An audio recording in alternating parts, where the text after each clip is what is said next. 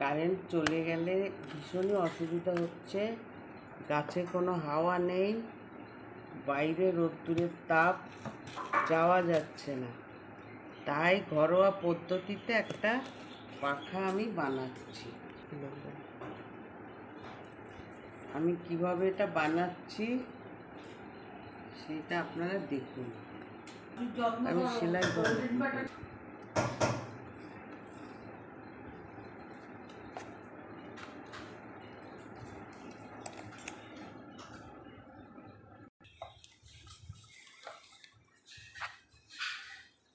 বলো, পাখা আমার রেডি।